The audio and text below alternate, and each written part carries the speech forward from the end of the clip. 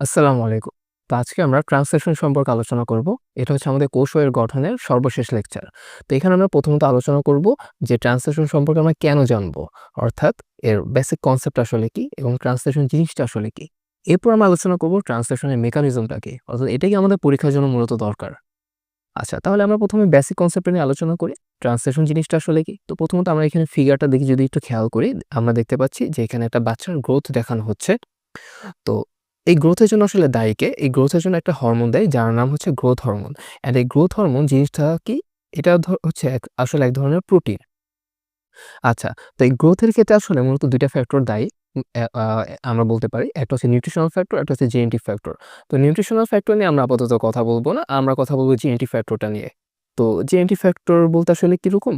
যে তার বাবা-মা ধরে নেই তার বাবা-মা উভয়ই হচ্ছে লম্বা। তাহলে আমরা ধরে নিতে পারি যে এই ছেলেটাও লম্বা হবে। কারণ এই ছেলেটা তো তার বাবা-মার ডিএনএ সমন্বয়ে গঠিত। অর্থাৎ বাবা-মার মধ্যে যে জিন ছিল সেটা তো তার মধ্যেই আছে। তাহলে তার বাবা-মার মধ্যে যেহেতু বাবা-মা যেহেতু লম্বা, তাহলে তারও লম্বা হওয়ার প্রবাবিলিটি বেশি। আচ্ছা, এখন আমরা একটু আলোচনা করব যে এটা আসলে কিভাবে কাজ করে ব্যাপারটা। আচ্ছা, তো আমরা বলতে পারি যে এই যে গ্রোথ হরমোন বা এই যে প্রোটিন তৈরি হয়, এই প্রোটিনটা আসলে কোথায় তৈরি হচ্ছে? এই প্রোটিনটা তো বা এই প্রোটিন তৈরির জন্য কে সিগনাল দিচ্ছে? যে হ্যাঁ, বেশি, বেশি গ্রোথ হরমোন তৈরি করো বা এই কম, কম গ্রোথ হরমোন তৈরি করো। এই সিগনালটা আসলে আসে কার থেকে? তো এগুলো আসে কার থেকে? নিউক্লিয়াসে অবস্থিত ডিএনএ থেকে। সেগুলো আসলে মনিটর করে, কন্ট্রোল করে। তো আমরা বলতে পারি নিউক্লিয়াসের মধ্যে কে আছে? ক্রোমোসোম আছে। অ্যান্ড ক্রোমোসোমটা হচ্ছে এক ধরনের ডিএনএ প্রোটিন যৌগ। তো এই ক্রোমোসোমের মধ্যে যে ডিএনএটা থাকে যেটা কুণ্ডলী পাকিয়ে ক্রোমোসোম ফর্ম করে, রাইট? তো এই ডিএনএর মধ্যে আসলে কি থাকে? বিভিন্ন ধরনের ইনফরমেশন। কি ধরনের information? Genetic information. Genetic information stored থাকে। তো কি, কি ধরনের জেনেটিক ইনফরমেশন স্টোর থাকতে পারে? যেমন এই যে এখানে আমরা আলোচনা করতেছি এর উচ্চতা নিয়ে, এর গ্রোথ নিয়ে। তাহলে গ্রোথের ইনফরমেশন গুলো তার মধ্যে থাকতে পারে। তো কিরকম থাকতে পারে? সে গ্রোথের ইনফরমেশনটা কিভাবে সে প্রকাশ পাবে? প্রকাশ পাবেই এই যে প্রোটিন তৈরির মাধ্যমে। অর্থাৎ কোনো ডিএনএ এর মধ্যে যদি এরকমভাবে ইনফরমেশনটা থাকে যে হ্যাঁ, সে লম্বা বা সে লম্বা হবে, তাহলে সে কি ধরনের সিগন্যাল দিবে? সে সিগন্যাল দিবে যেন গ্রোথ হরমোন বেশি, বেশি তৈরি হয়। রাইট? তো এই গ্রোথ হরমোন বেশি, বেশি তৈরি হয়, এই সিগন্যাল সে কিভাবে পাঠাবে? সে কিভাবে পাঠায়? এমআরএনএ এর মাধ্যমে।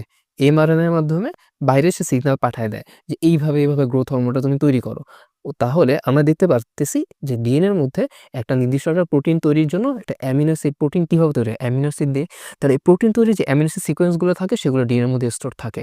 অ্যান্ড সেটা আসলে কি পরিমাণে অ্যামিনো অ্যাসিড গুলো তৈরি হবে সেই ইনফরমেশনটাও থাকে। অর্থাৎ এটা কি বেশি হবে না কম হবে? আচ্ছা, তো এই ইনফরমেশন গুলো পরবর্তী সে কিসের মাধ্যমে পাঠায়? এমআরএনএ এর মাধ্যমে বাইরে সাইটোপ্লাজমে পাঠায় দেয়। অ্যান্ড এই পরবর্তীতে এই এমআরএনএ সাইটোপ্লাজমে এসে রাইবোজোমের মধ্যে কি তৈরি করে? প্রোটিন তৈরি করে। তাহলে এই যে ডিএনএ থেকে এমআরএনএ এর মধ্যে এই যে ইনফরমেশন গুলো, জেনেটিক ইনফরমেশন গুলো যে পাস হইলো, এটাকে বলা হচ্ছে কি ট্রান্সক্রিপশন। এবং পরবর্তীতে এই এমআরএনএ থেকে এই যে প্রোটিন তৈরি হলো, এই প্রক্রিয়াটার নামই হচ্ছে ট্রান্সলেশন, যেটা আমাদের আলোচনার আজকের টপিক। তাহলে আমার মনে হয় মূল কনসেপ্ট আসলে ক্লিয়ার হল। আমি শুধুমাত্র এখানে গ্রোথ হরমোন দিয়ে আসলে তুলনা করছি। এখানে আসলে অনেক ধরনের হরমোন কাজ করতে পারে। আমাদের বডির অনেক ধরনের মেকানিজম কাজ করতে পারে যেগুলো আসলে মূল নিয়ন্ত্রক হচ্ছে কিন্তু আসলে ডিএনএ। ডিএনএর মধ্যে আসলে সব ধরনের ইনফরমেশন থাকে। সে আসলে লিড দেয় যে এইটা করো, এই প্রোটিন বানাও, ওই প্রোটিন বানাও, এইভাবে কাজ করো। এখন আমরা আলোচনা করব ট্রান্সলেশনের প্রয়োজনীয় উপাদান সম্পর্কে। তো প্রথমত আমরা যেটা বলতে পারি এমআরএনএ। কারণ এমআরএনএ কি করে? এমআরএনএ ডিএনএর মধ্যে একটা প্রোটিনের তৈরির জন্য যে অ্যামিনো অ্যাসিডের সিকোয়েন্স গুলো থাকে, সেই সিকোয়েন্স গুলো এমআরএনএ ডিএনএ থেকে নিউক্লিয়াস থেকে সাইটোপ্লাজমে নিয়ে আসে, বাহিরে নিয়ে আসে। যেন এটা রাইবোজোমের মধ্যে ট্রান্সলেশন হতে পারে বা প্রোটিন তৈরি হতে পারে। আচ্ছা। তো এখানে আমরা এই ফিগারটার ক্ষেত্রে যদি আমরা দেখি, এটা হচ্ছে একটা এমআরএনএ যেখানে আমরা দেখতে পাচ্ছি 5 প্রাইম ক্যাপিং এবং আমরা দেখতে পাচ্ছি 3 প্রাইম এন্ডে একটা টেল আছে, পলি এ টেল বলা হয় যেটাকে। এবং মাঝখানে আমরা দেখতে পাচ্ছি কোডিং রিজিওন। এখানে আমরা প্রথমে দেখতে পাচ্ছি AUG যেটা হচ্ছে মেথিওনিনকে প্রকাশ করে। অর্থাৎ এইটা থাকলেই এখান থেকে একটা ট্রান্সলেশনের শুরু হয়, প্রোটিন তৈরির সূচনা হয় এই AUG বা মেথিওনিন অংশ থেকে। আচ্ছা, আর বাকিগুলো হচ্ছে বিভিন্ন অ্যামিনো অ্যাসিডকে নির্দেশ করে। আচ্ছা, এরপর এরপর আমরা দেখতে পাচ্ছি যে আমাদের দ্বিতীয় উপাদানটা কি? Amino acid. তো অ্যামিনো অ্যাসিডের যেহেতু প্রোটিন তৈরি হবে, তো আমাদের তাহলে মূলত কি দরকার? অ্যামিনো অ্যাসিডগুলো আমাদের নিয়ে আসা দরকার। তো এই যে অ্যামিনো অ্যাসিড, এই অ্যামিনো অ্যাসিড জিনিসটা আসলে কি? অ্যামিনো অ্যাসিড হচ্ছে এখানে দুইটা জিনিস থাকবে, একটা হচ্ছে অ্যামিনো গ্রুপ, একটা হচ্ছে কার্বক্সিলিক গ্রুপ। তো এখানে আমরা বলতে পারি অ্যামিনো অ্যাসিড হচ্ছে কি যেই অ্যাসিডের মধ্যে অ্যামিনো গ্রুপ থাকবে এবং কার্বক্সিলিক গ্রুপ থাকবে, বা আমরা এটাকে সংজ্ঞা এইভাবে বলতে পারি amino group containing carboxylic acid. Okay, তাহলে আমরা দেখতে পাচ্ছি এই হচ্ছে আমাদের সেই NH2 which is amino group and COOH which is carboxylic group. And এরপর সাথে এখানে হচ্ছে হাইড্রোজেন থাকতে পারে, আর একটা হচ্ছে মিথাইল থাকতে পারে। এটা হচ্ছে একদম বেসিক স্ট্রাকচার। তো একেকটা অ্যামিনো অ্যাসিড আসলে একেক রকমের স্ট্রাকচার হয়ে থাকে। যাই হোক, তো এরপর আমরা আলোচনা করব এই টিআরএনএ নিয়ে। তো এই যে অ্যামিনো অ্যাসিডটা আছে, তো অ্যামিনো অ্যাসিড আসলে নিয়ে আসে কে? এই অ্যামিনো অ্যাসিডকে ট্রান্সপোর্ট করে কে বা ট্রান্সফার করে কে? সেটার কাজই হচ্ছে এই যে টিআরএনএ এর কাজ। এইজন্য একে কি বলা হয়? ট্রান্সফার আরএনএ বলা হয় টিআরএনএ কে। তো টিআরএনএ এর ক্ষেত্রে এখানে আমাদের ২ টা জিনিস খেয়াল রাখতে হবে টিআরএনএ এর স্ট্রাকচারের ক্ষেত্রে। একটা জিনিস আমি এখানে দেখায় দিচ্ছি, সেটা হচ্ছে এই যে এই এলাকাটাকে বলা হয় অ্যামিনো অ্যাসিড সংযুক্তের স্থান। অর্থাৎ এখানে কিন্তু অ্যামিনো অ্যাসিড যুক্ত হয় টিআরএনএ এই স্থানে।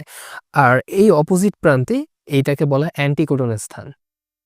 তো এইটার আমরা মানেটা এখন আমরা একটু বুঝাই, আমরা এই চিত্রে আসি। তো মূলত টিআরএনএ আসলে গঠিত হয় বেশ কয়েকটা নিউক্লিওটাইড দিয়ে। যেমন ৭৫টা থেকে ৮০টার মতো নিউক্লিওটাইড দিয়ে টিআরএনএ গঠিত হতে পারে।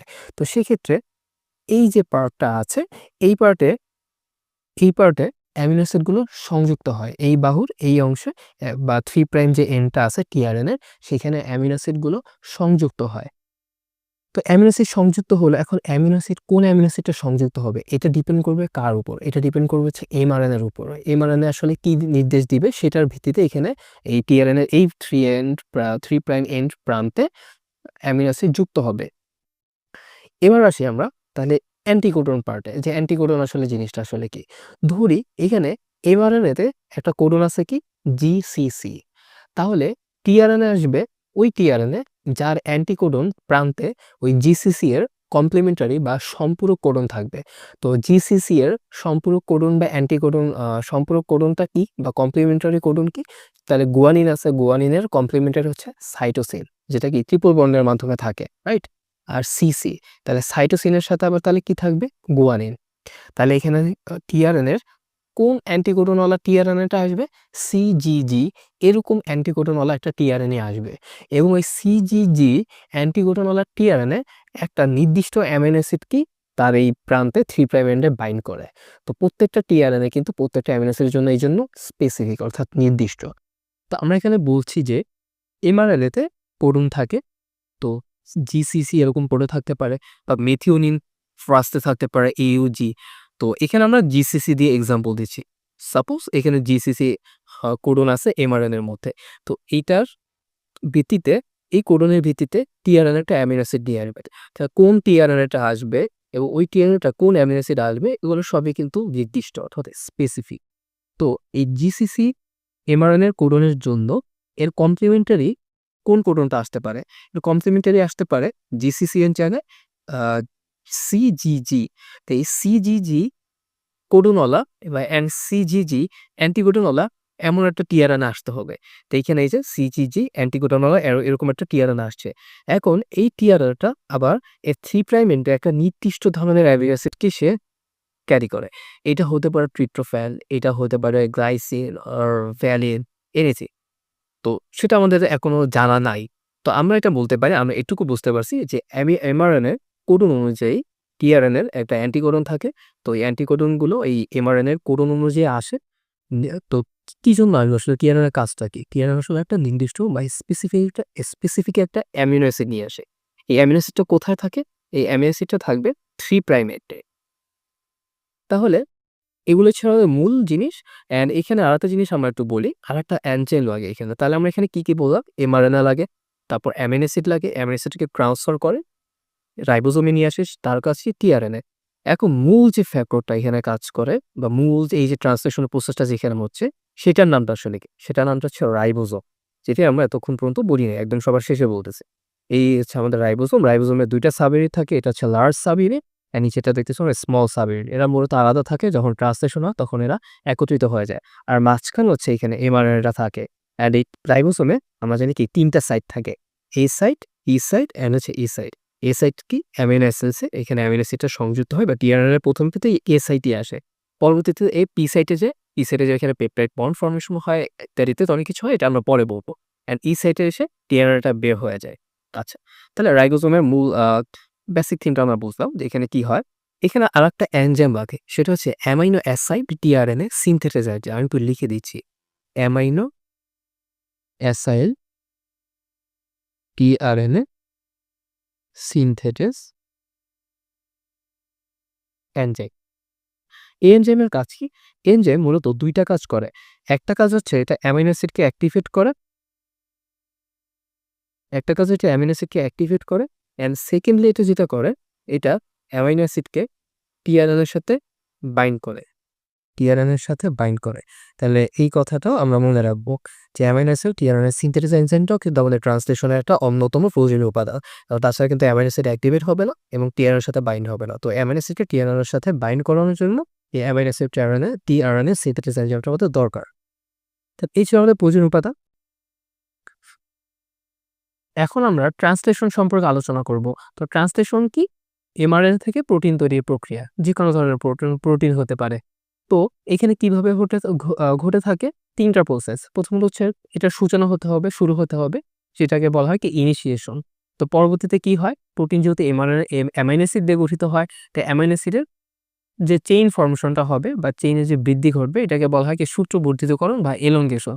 চেইন বর্ধিত হলো, তারপর হচ্ছে কি হবে? এটা শেষ হতে হবে, তাই না? তাহলে সেক্ষেত্রে আমরা বলতে পারি এটা সমাপ্তিকরণ বা টার্মিনেশন। তো এই ৩ টা স্টেপ নিয়ে হচ্ছে যে ট্রান্সলেশন প্রসেসটা। তো এখন আমরা মূলত এর ব্যাখ্যাতে যাব যে কিভাবে আসলে জিনিসগুলো হয়। তো এখানে মূলত প্রথমত ইনিশিয়েশনে বা সূচনাতে যে জিনিসটা কাজ করে তার নাম হচ্ছে ইনিশিয়েটর টিআরএনএ। এটাকে কেন ইনিশিয়েটর টিআরএনএ বলা হয়? কারণ এই টিআরএনএ মেথিওনিন অ্যামিনো অ্যাসিড নিয়ে আসে। মেথিওনিন অ্যামিনো অ্যাসিড নিয়ে এসে এটা 40S রাইবোজোম অর্থাৎ রাইবোজোমের যে স্মল সাব ইউনিটটা থাকে সেটার সাথে এটা একটা কমপ্লেক্স ফর্ম করে। কমপ্লেক্স ফর্ম করার পর এটা এমআরএনএ যেটা আছে এমআরএনএ 5 প্রাইম ক্যাপিং এ চলে আসবে। 5 প্রাইম ক্যাপিং এ সেটা স্ক্যান করতে থাকবে। স্ক্যান করতে থাকবে কতক্ষণ পর্যন্ত? যতক্ষণ না পর্যন্ত এটা AUG বা স্টার্ট কোডনকে সে পেয়ে থাকে। AUG বা স্টার্ট কোডনকে পেলে তারপর হচ্ছে যে ওইটার সাথে সে হাইড্রোজেন বন্ধন দ্বারা আবদ্ধ হবে। তাহলে আমরা একটু এখানে দেখাই। এখানে এই যে কমপ্লেক্সটা ফর্ম করে এখানে কিছু ইনিশিয়েটিং ফ্যাক্টর কাজ করে, জিটিপি কাজ করে। তো এইভাবে এটা 5 প্রাইম ক্যাপিং এ আসে। কমপ্লেক্স ফর্ম করার পর টিআরএনএ 40 রাইবোজোমের সাথে কমপ্লেক্স ফর্ম করার পর এমআরএনএ এর 5 প্রাইম ক্যাপিং এর দিকে আসে। এসে এটা স্ক্যান করতে থাকে এবং কতক্ষণ পর্যন্ত? যতক্ষণ না পর্যন্ত সেটা AUG কে পেয়ে যায়। এই যে AUG কে এখানে পেয়ে গেছে, এখানে সে থেমে যাবে এবং এখানে সে হাইড্রোজেন বন্ধনের মাধ্যমে আবদ্ধ হবে। তো এটা হওয়ার পর এরপরে এই যে জিটিপি তারপর হচ্ছে যে ফ্যাক্টর গুলো, এগুলোর কাজ শেষ, এগুলো চলে যাবে। এবং থাকবে কি ইনিশিয়েটর টিআরএনএ এবং এই যে 40S রাইবোজোম। আচ্ছা, তো এইটা হওয়ার পর এখন বড় যে লার্জ সাব ইউনিট আছে রাইবোজোমের সেটা চলে আসবে, অর্থাৎ 60S যে রাইবোজোমটা আছে সেটা চলে আসবে। তো সেটাকে আমরা নিয়ে আসি।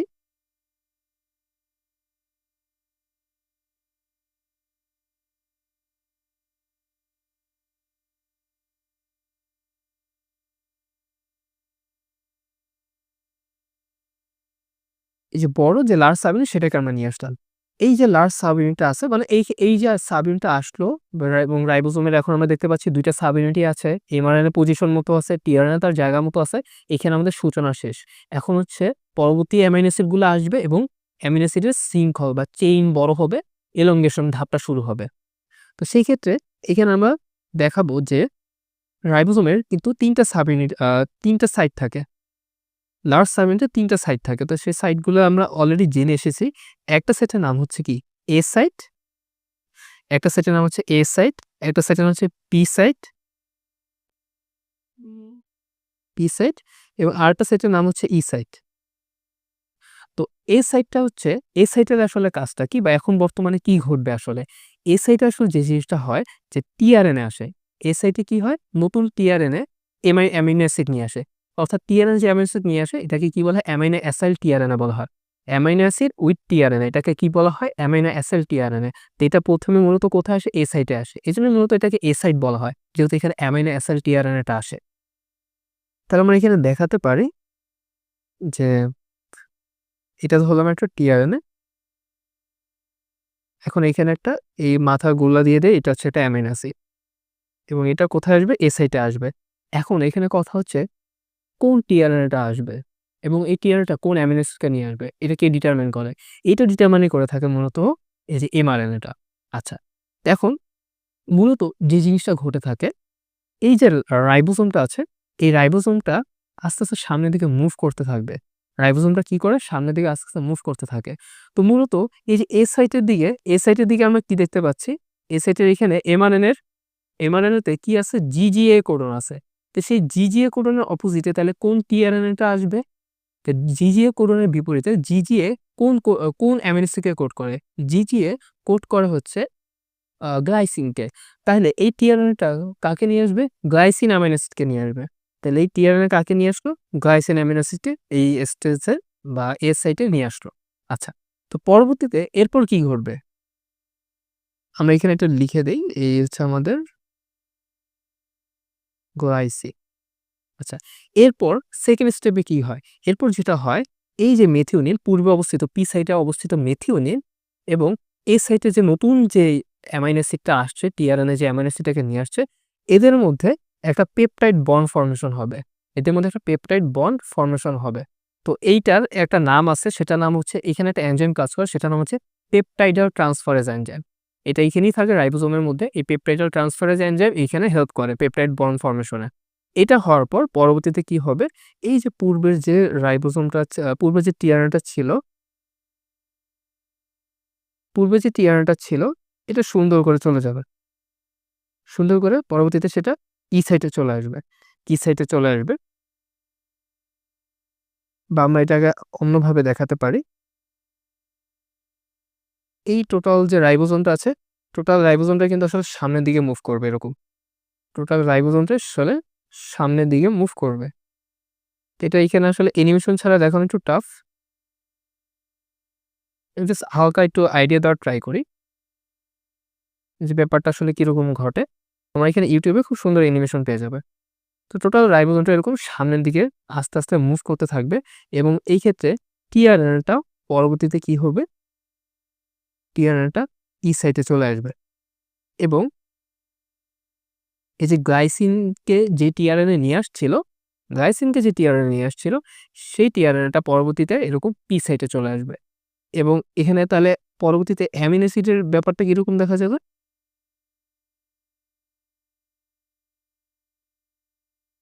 এই মেথিওনিন অ্যামাইনো অ্যাসিড এবং পরবর্তী যে গ্লাইসিন অ্যামাইনো অ্যাসিড, যাদের মধ্যে পরবর্তীতে পেপটাইড বন্ড ফর্মেশন হয়েছিল। এরকম সেম ভাবে পরবর্তীতে নতুন আরেকটা অ্যামিনো অ্যাসিড আসবে। এই অ্যামিনো অ্যাসিডটা কিসের ভিত্তিতে আসবে? এই যে মেসেঞ্জার আরএনএতে যে কোডনটা আছে AUU, এটার ভিত্তিতে একটা নতুন অ্যামিনো অ্যাসিড নিয়ে আসবে, একটা টিআরএনএ স্পেসিফিক। এটা কিন্তু স্পেসিফিক। আচ্ছা, তো এরকম পরবর্তীতে আবার সেরকম এসআইটা আসবে। এসআইটা আসার পর আবার সেম প্রসেস ঘটবে। তখন সে কি করবে? এই গ্লাইসিনের সাথে নতুন যে অ্যামিনো অ্যাসিডটা নিয়ে আসছে, অর্থাৎ এখানে AU কোড ফর আইসোলিউসিন। তো আইসোলিউসিনের সাথে সেইখানে আবার পেপটাইড বন্ড ফর্মেশন হবে। পরবর্তীতে যেটা ঘটবে, এই টিআরএনএটা অর্থাৎ ই সাইটে যে টিআরএনএ ছিল সেটা বের হয়ে যাবে এবং পি সাইটের টিআরএনএ ই সাইটে চলে আসবে। আর এ সাইটে যেটা টিআরএনএ ছিল সেটা পরবর্তীতে পি সাইটে চলে যাবে। তো এই প্রসেসটা এরকম রিপিট হতে থাকে। তো এইভাবে কতক্ষণ পর্যন্ত রিপিট হতে থাকবে? যতক্ষণ না পর্যন্ত এটা স্টপ কোডন অর্থাৎ UAA, UGA অথবা UAG, এই ৩ টা স্টপ কোডনের যেকোনো একটাকে পাবে। এইটার আগ পর্যন্ত এরকমভাবে রাইবোসোম 5 প্রাইম থেকে 3 প্রাইম এন্ডের দিকে যেতে থাকবে এবং একটা করে টিআরএনএ, একটা করে অ্যামিনো অ্যাসিড নিয়ে আসবে। কিসের ভিত্তিতে? এমআরএনএতে অবস্থিত যে কোডটা আছে সেই কোডনের ভিত্তিতে। এইভাবে করে অ্যামিনো অ্যাসিডের চেইন বড় হতে থাকবে। এটাকে বলে চেইন এলongation। পরবর্তীতে যখনই এই ফাইনাল স্টেপে চলে আসে বা স্টপ কোডনকে যখনই পেয়ে যায় বা স্টপ কোডনটা যখনই এ সাইটে চলে আসে, এরকম রাইবোসোমটা যত সামনে যেতে থাকে একটা পর্যায়ে স্টপ কোডনটা এ সাইটে চলে আসবে। স্টপ কোডন যখনই এ সাইটে চলে আসবে তখনই ওইখানে একটা ফ্যাক্টর চলে আসবে, যে ফ্যাক্টরটা ওইখানে টার্মিনেট করবে বা এটাকে নামও বলা হয় টার্মিনেশন ফ্যাক্টর। টার্মিনেশন ফ্যাক্টর চলে আসবে এবং ওইখানেই প্রোটিন সিনথেসিস শেষ হয়ে যাবে বা ট্রান্সলেশনের সমাপ্তি ঘটবে। তো এখন আমরা একটা ইউটিউব চ্যানেল অ্যালিলা মেডিকেল চ্যানেল বা হ্যাঁ, অ্যালিলা মেডিকেল ভিডিও, ওইখানে খুব সুন্দর এই অ্যানিমেশনটা দেওয়া আছে। তো আমি মূলত এটা এক্সপ্লেইন করার ট্রাই করছি হাতে দেখিয়ে, দেখিয়ে। এখন এইখানের কিছু স্ক্রিনশট আছে, সেটা দিয়ে আমি একটু বোঝানোর চেষ্টা করি। এই যে এখানে আমরা দেখতে পাচ্ছি এটা ই সাইট, এটা হচ্ছে পি সাইট, এটা হচ্ছে এ সাইট। তো এখানে কি হচ্ছে, প্রথমত এই যে ইনিশিয়েটেড টিআরএনএ এখানে আসছে, পি সাইটে আসছে এবং এখানে তারা হাইড্রোজেন বন্ডের মধ্যে আবদ্ধ হয়েছে, সবই ঠিক আছে। পরবর্তীতে এ সাইটে নতুন একটা টিআরএনএ একটা অ্যামিনো অ্যাসিড নিয়ে আসছে যেটার নাম হচ্ছে ফিনাইল অ্যালানিন। তো ফিনাইল অ্যালানিন আসলো কিসের ভিত্তিতে, যে ইউ এই কোডনের ভিত্তিতে। ইউ কোড ফর কোন অ্যামিনো অ্যাসিড? Phenyl alanine. তো এইজন্য টিআরএনএ কোন অ্যামিনো অ্যাসিডকে নিয়ে আসছে? ফিনাইল অ্যালানিনকে নিয়ে আসছে। পরবর্তীতে এই মিথিওনিন আর ফিনাইল অ্যালানিনের মধ্যে একটা পেপটাইড বন্ড ফর্মেশন হয়েছে। এখানে কোন এনজাইম কাজ করছে? পেপটাইডাল ট্রান্সফারেজ এনজাইম কাজ করছে। এটা ছিল ফার্স্ট স্টেপ। সেকেন্ড স্টেপে কি হবে? পেপটাইড বন্ড ফর্মেশন হয়ে গেল। পরবর্তীতে টিআরএনএ এর কাজ শেষ।